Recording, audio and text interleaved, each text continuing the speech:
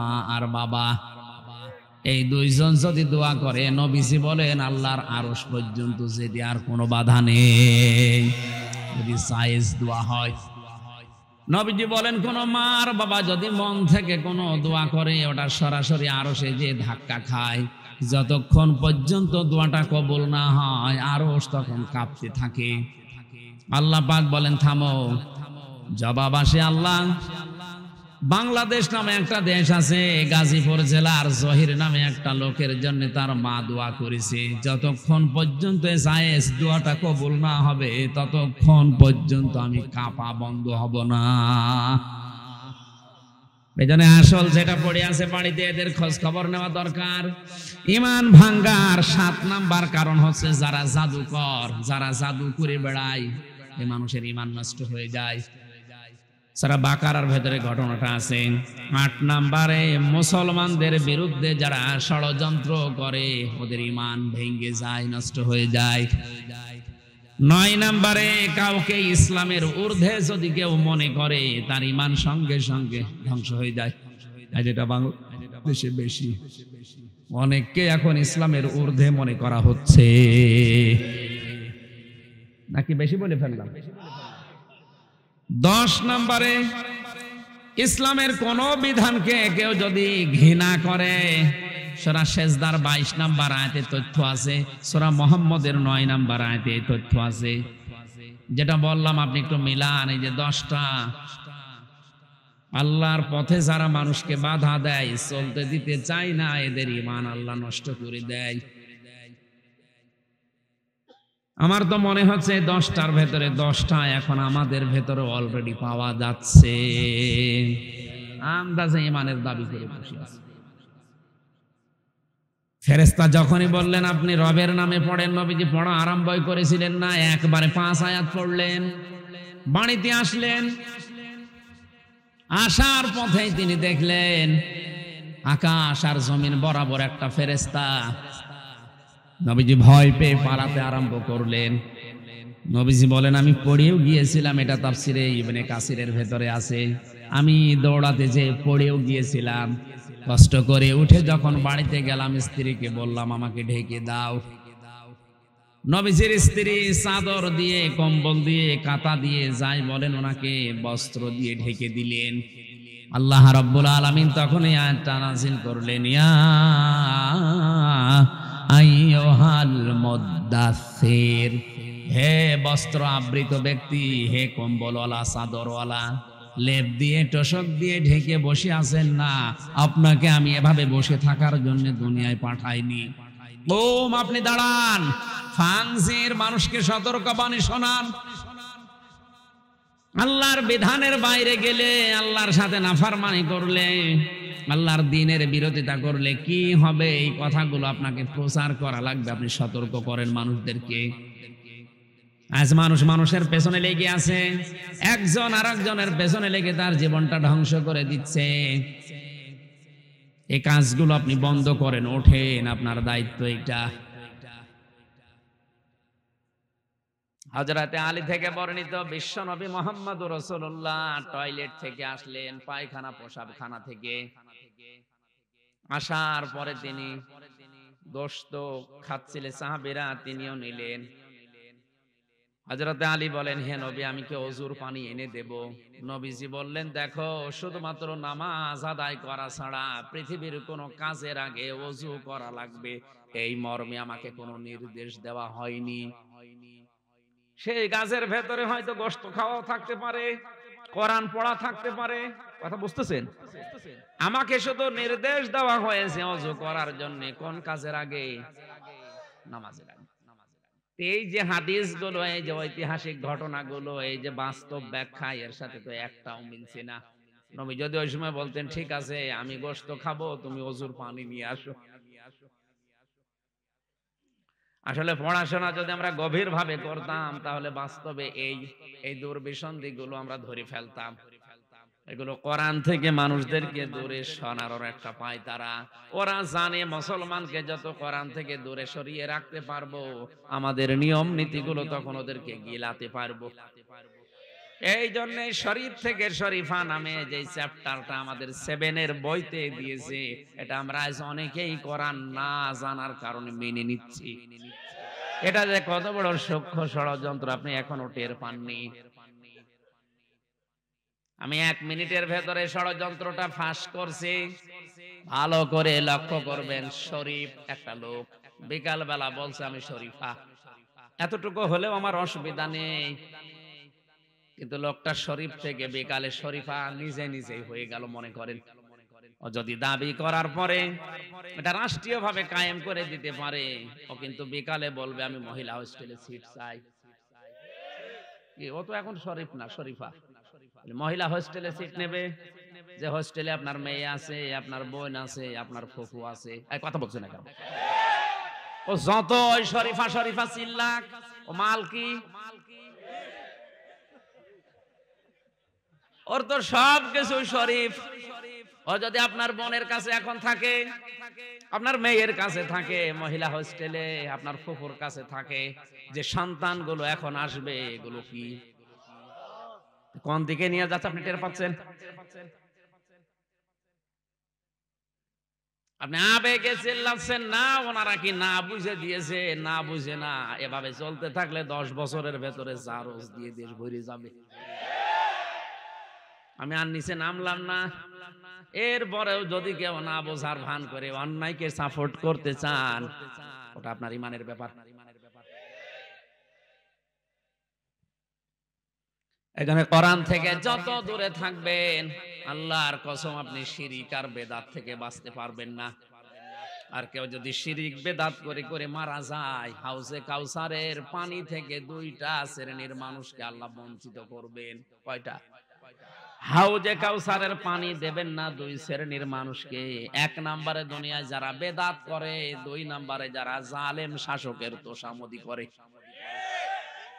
এ দেশে নেই, এইটা এখন বেশি। আল্লাহ আমাদের হেফাজত করেন, বলেন আমিন। দরুদ আর সালাম পড়ছে আমাদের নবী মুহাম্মদুর রাসূলুল্লাহ সাল্লাল্লাহু আলাইহি ওয়াসাল্লাম। আমার মনে হয় যে আয়াতটা পড়েছিলাম, যেটা সম্মানিত কোরআন সংরক্ষিত করা আছে সুরক্ষিত স্থানে, পবিত্র নিষ্পাপ ফেরেশতারা ছাড়া কেউ স্পর্শ করে না। এই আয়াতের ব্যাখ্যাটা আমাদের এই কোরআনের জন্য না। এটা কোন কোরআন? বলেন বলেন। হ্যাঁ, আলেমদের মতভেদ আছে, সেটা আলাদা, কিন্তু বাস্তব এইটাই। আমরা যেগুলো দেখলাম এখন, এরা সূক্ষ্ম ষড়যন্ত্র করে আমাদেরকে কোরআন থেকে দূরে রাখার একটা পায়তারা। এর সাথে মিলিয়ে অনেকে সুর তোলে যে আমি জানি না তাই মানি না। আপনি জানেন না কেন? কেউ কি দুনিয়ায় পেট থেকে জেনে আসে? সবাইকে জানা লাগে। এই জন্য তো প্রথম ফরজ ইকরা, যে জানো, পড়ো। প্রথম ফরজ কি নামাজ পড়ো, রোজা রাখো, কি পড়ো। ইকরা মানে পড়ো, ইকরা মানে বোঝো, ইকরা মানে জানো। 99টা অর্থ আছে ইকরা। আপনি বললেন আমি জানি না তাই মানি না, আপনি পার পাবেন না। কিছু মানুষ বলছে আমি জানার নাম ইসলাম না, মানার নাম ইসলাম। এটা আরেক শয়তানি। আপনি যদি নাই জানেন কি মানবেন?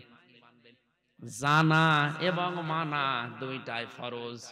কেউ যদি ইসলামের কোন বিধান জানে কিন্তু মানে না, তার একটা গুনাহ হবে। কয়টা? কারণ জানার ফরজ তার আদায় হয়ে গেছে, মানার ফরজ আদায় হয়নি, এজন্য গুনাহ হবে কয়টা? আরো জোরে। কিন্তু আপনি জানেনও না, মানেনও না, পার পেয়ে যাবেন কখনো না। আপনি জানেন না, এটা আপনার অপরাধ। এটা কি অপরাধ করলে তার জন্য কি শাস্তি? বলেন না কেন? তাহলে আপনি জানেন না, মানেন না, এ কথা বলে পার পাবেন না, আপনার শাস্তি ভোগ করা লাগবে। সূরা মুদ্দাসসির পড়েছি, এই কারণে 1 থেকে 10 আয়াত। এত আয়াত আমি তাফসীর মাহফিলে পড়ি না, সর্বোচ্চ একটা হাফ আয়াত পড়ি। আজকে পড়েছি 10টা। সময় একটু বেশি আছে, আর কণ্ঠ যদি সাপোর্ট করে আমি ইনশাআল্লাহ চেষ্টা চালাবো। 3 বছরের ভেতরে থেকে কল কবজা সব নষ্ট হয়ে গেছে। আর এই পরশুদিন একেবারে সেই ফরিদপুর থেকে ঝিনাইদহ লাইনে আসতে এই ট্রাকের সাথে ধাক্কা লেগে গাড়ি ভেঙে একেবারে ভেতরে চলে এসেছে। আর আমি যে পেছনে ঘুমিয়েছিলাম, উপরে যে পড়ে আমার পাটা খুবই ছেঁচা লেগে অবস্থা খুব ভালো না। কারেন্টের হিট দিয়েছি, বরফ দিয়ে 1 ঘন্টা প্রায় ধরে রেখেছিলাম। পাওয়ার আলা বড়ি খাওয়া লাগছে ব্যথার জন্য, তারপরও মানে স্বাভাবিক না এখন। এই জন্য মনে হয় কারা ছড়িয়েছিল যে উনি হাসপাতালে গিয়ে যায় অবস্থা, মনে হয় আর আসবে না। না, আমার অন্তত এতটুকুই সমস্যা না, মানে কণ্ঠ সাপোর্ট করে না। প্রতিদিন একটা দুইটা তিনটা করে তো ওই জন্য কণ্ঠটা সাপোর্ট করে না। শরীর যাই হোক এখন আস্তে আস্তে স্বাভাবিক হচ্ছে, আর কিছুদিন গেলে ইনশাল্লাহ স্বাভাবিক হয়েও যাবে। কণ্ঠটা যেন আল্লাহ আগের অবস্থায় আবার ফিরিয়ে দেন। দরুদ আর সালামের পাঠের মাধ্যমে সূরা মুদ্দাসসিরের আয়াত থেকে আমরা আরম্ভ করছি। মুদ্দাসসির শব্দের শাব্দিক অর্থ হচ্ছে বস্ত্র গায়ে দেওয়া মানুষ, বা চাদর গায়ে দিয়ে আছে আমি এই যে এইরকম। এর ভেতরে 56টা আয়াত আছে, 2টা রুকু আছে, মক্কায় নাজিল হয়েছে। প্রথম আয়াত থেকে আমরা আরম্ভ করছি। তাফসীরুল কোরআন মাহফিল লিখে দিয়েছেন, খুব গুরুত্বপূর্ণ কিছু তথ্য আছে আয়াতের ভেতরে, আমরা বর্তমানের সাথে মিলিয়ে তাফসীর করব ইনশাআল্লাহ। জবান খুলে কোরআনের প্রথম 2টা আয়াতই আমরা পড়ছি। আউযু বিল্লাহি মিনাশ শাইতানির রাজীম। বিসমিল্লাহির রহমানির রহিম। ইয়া আইয়ুহাল মুদ্দাসসির কুম ফাআনযির। আয়াত নাযিল হওয়ার প্রেক্ষাপট আগে জানা দরকার। কোন আয়াত থেকে তাফসীর শুনতে হলে আমি এর আগেও বলেছি, প্রথমে শুদ্ধ তেলাওয়াত করা লাগে, এরপরে মাতৃভাষায় ওর অর্থ করা লাগে, এরপরে ঐতিহাসিক প্রেক্ষাপট জানা লাগে, এরপরে বাস্তব শিক্ষা বলা লাগে, এরপরে ওই শিক্ষাটা বাড়ি নিয়ে যাওয়া লাগে। কয়টা? 5টা।